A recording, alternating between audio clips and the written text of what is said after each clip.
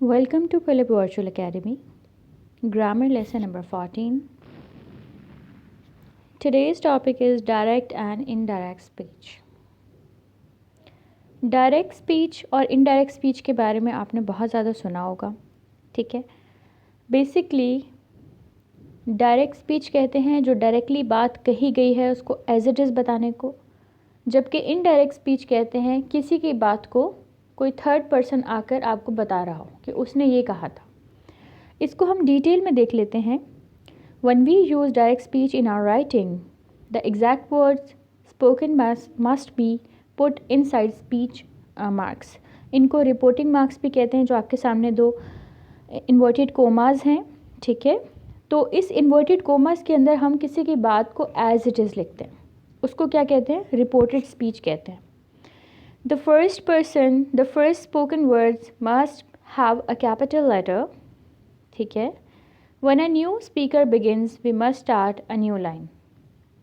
यानी कि अगर ऐसा हो सकता है कि दो लोग आपस में बात कर रहे हों, तो जब एक बंदे की बात, एक इंसान की बात आपने लिखनी है तो उसको दो इन्वर्टेड कोमास के अंदर लिखना है। जब किसी दूसरे की स्टार्ट होगी तो फिर आपने उसको नेक्स्ट इन्वर्टेड कोमा में क्लोज करना है।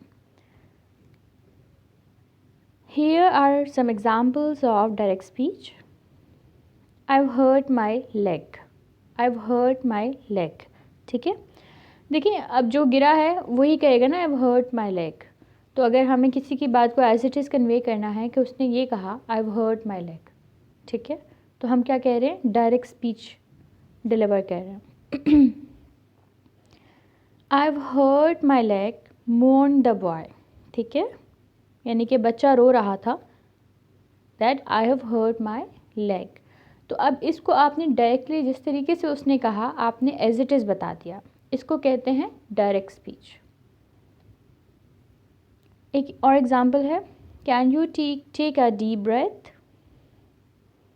Can you take a deep breath ask the doctor, ठीक है। अब डॉक्टर ने जैसा कहा सेम उसी तरीके से आगे रिपोर्ट किया गया।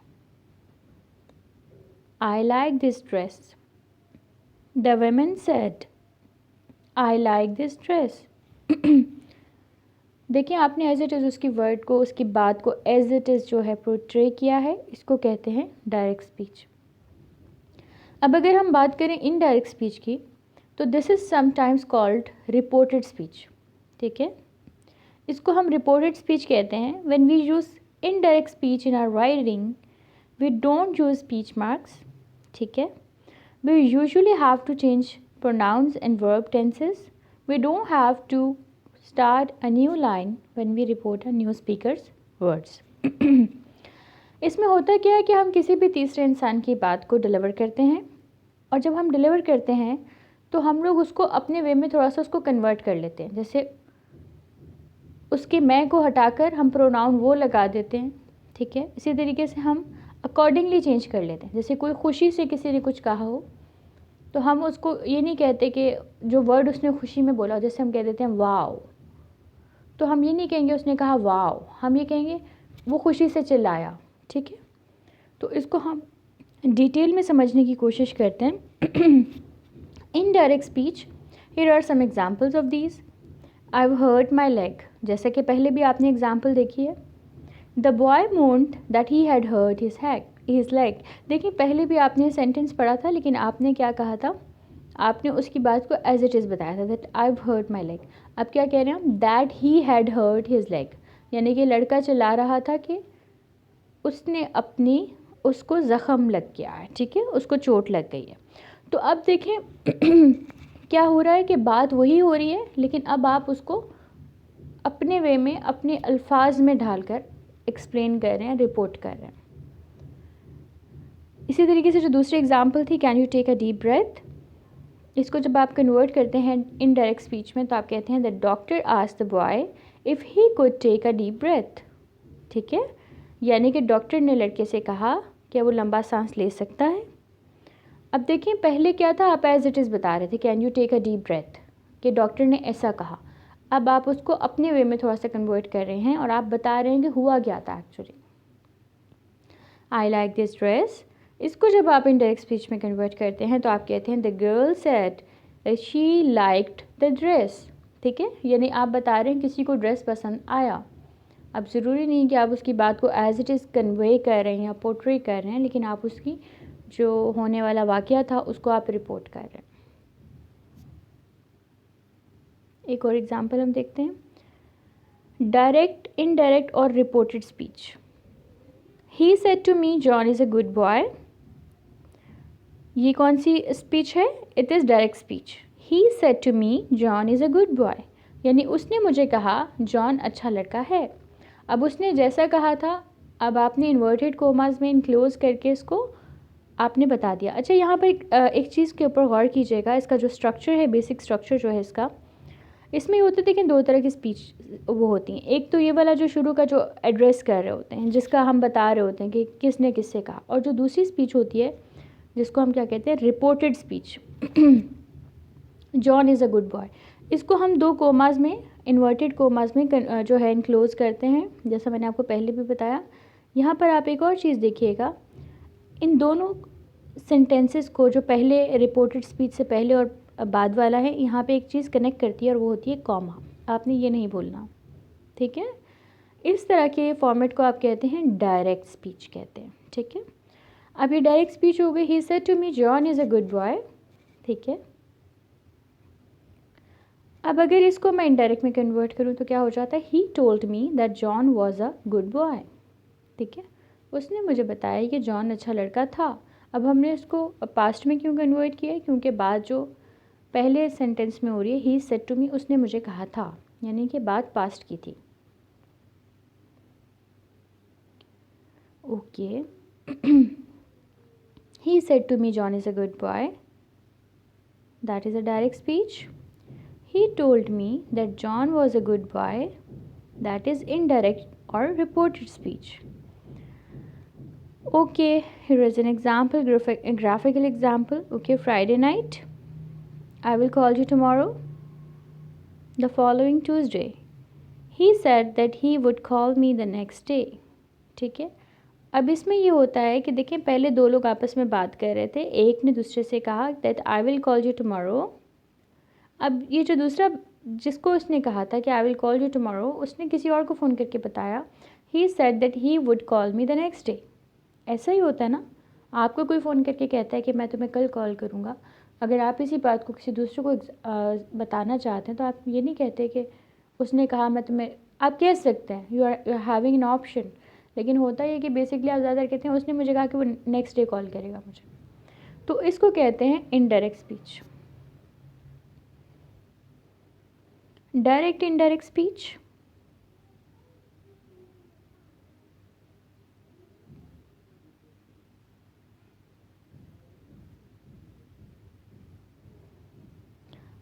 direct and indirect speech basically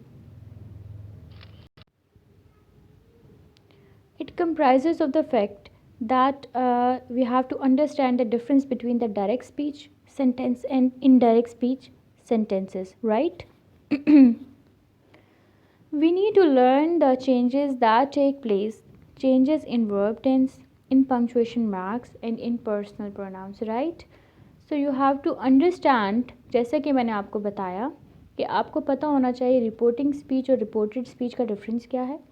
आपको पता होना चाहिए अगर आपने रूल्स क्या हैं, अगर आपने किसी की बात को डिलीवर करना है अपने वर्ड्स में तो आपने क्या करना होता है, बेसिकली कॉमा हटाकर दैट लगाना होता है, उसकी बात को अपने वर्ड्स में ट्रांसफॉर्म करना होता है, फिर आपने डिलीवर करना होता है।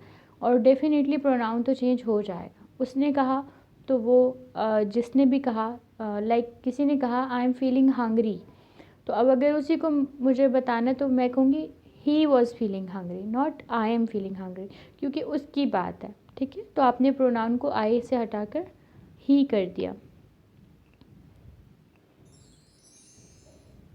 The changes we see are applied only when the main verb in the introductory clause of the direct speech is in past tense.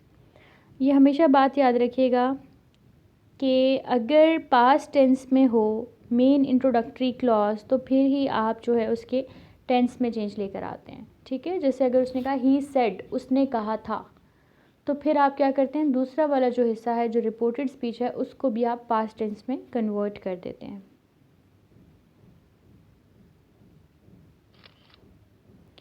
Direct indirect speech की एक और एग्जांपल है, John said to Mary I am your friend.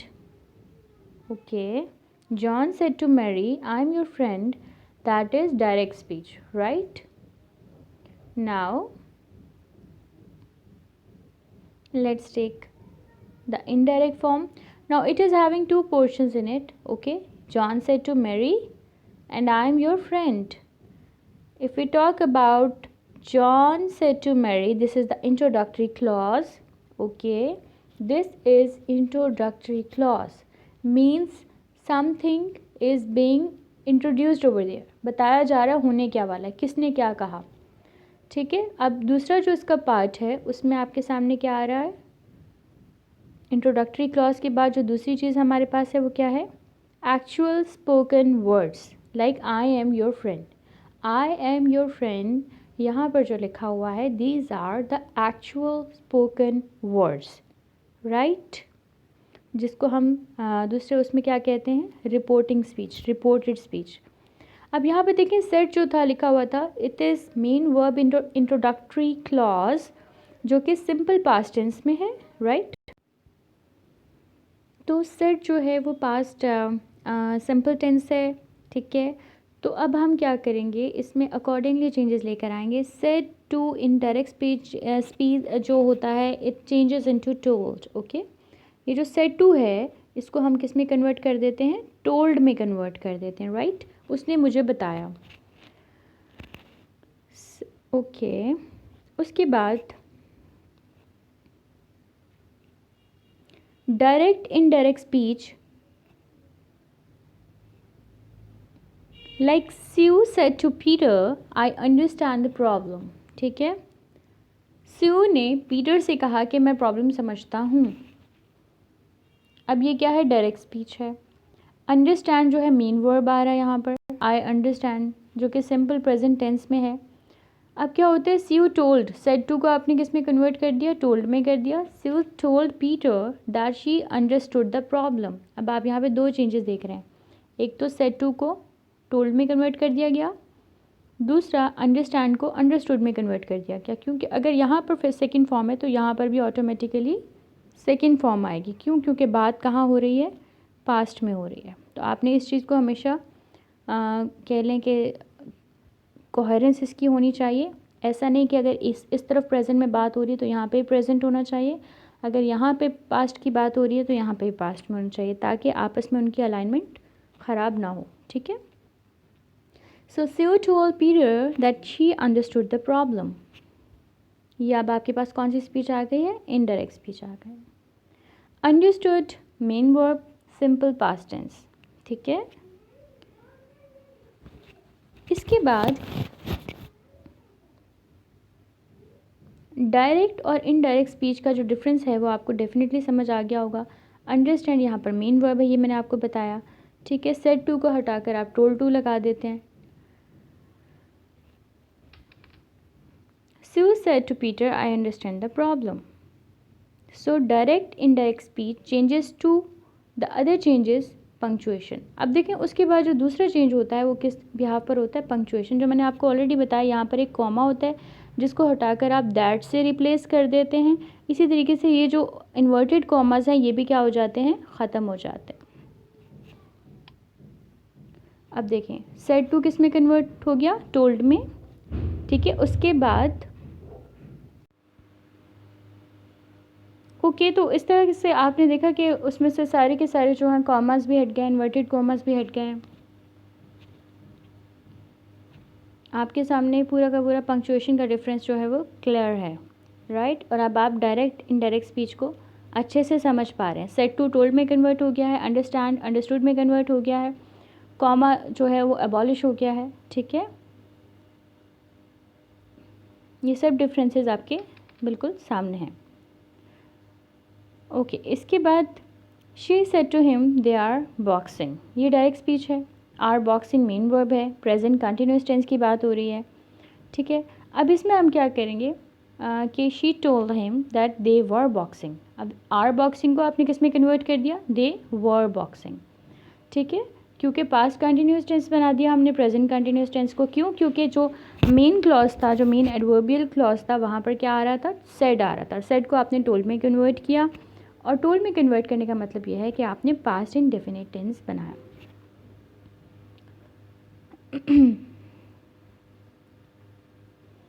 Verb boxing जो है main verb है, जो कि past continuous tense को रिप्रेजेंट कर रहा है। She told him that they were boxing, right? Okay, another example. She said to me he has given me some medicines. Okay, अब आपके सामने इसको आप खुद बनाने की कोशिश करें। सेड टू जो है वो टोल्ड में कन्वर्ट होगा, ये कॉमा और इन्वर्टेड कॉमास हट जाएंगे। ओके, उसके साथ साथ जो है ही हैज़ गिवन, ये यहाँ पर क्या है? मेन जो है वो वर्ब की फॉर्म है। तो ये हमारे पास कौन सी स्पीच हो गई? डायरेक्ट स्पीच हो गई। अब अगर हम इसको देखें तो हैज़ गिवन मेन वर्ब है, जो कि प्रेजेंट परफेक्ट टेंस है। इसी तरीके से अगर मैं इसको कन्वर्ट करती हूँ तो ये किस तरह से हो जाएगा? She told me that he had given her some medicines. अब देखें, हैज़ गिवन को हमने हैड गिवन में कन्वर्ट कर दिया, सिंपल, ठीक है। So she told me that he had given her some medicine. अब देखें, हैज़ गिवन जो है वो हैड गिवन में कन्वर्ट हो गया है, ठीक है, जो कि पहले प्रेजेंट परफेक्ट था, अब पास्ट परफेक्ट हो गया है। तो इस चीज़ को आपने जहन में रखते हुए असेसमेंट शीट्स को सॉल्व करना है। आज के कॉन्सेप्ट में आप लोगों ने डायरेक्ट इनडायरेक्ट के बारे में जाना, ठीक है। अब आप लोग इसकी जो सीरीज़ की डायरेक्ट इनडायरेक्ट का जो पार्ट 2 है, उसमें आप इसकी फर्दर डिटेल्स जान सकेंगे कि कौन कौन से केसेस में आप किस तरीके से उसको कन्वर्ट करते हैं, ठीक है। इसके रूल्स को ज़्यादा इन डेप्थ अंडरस्टैंडिंग को आप जो है अचीव कर सकेंगे। Thank you.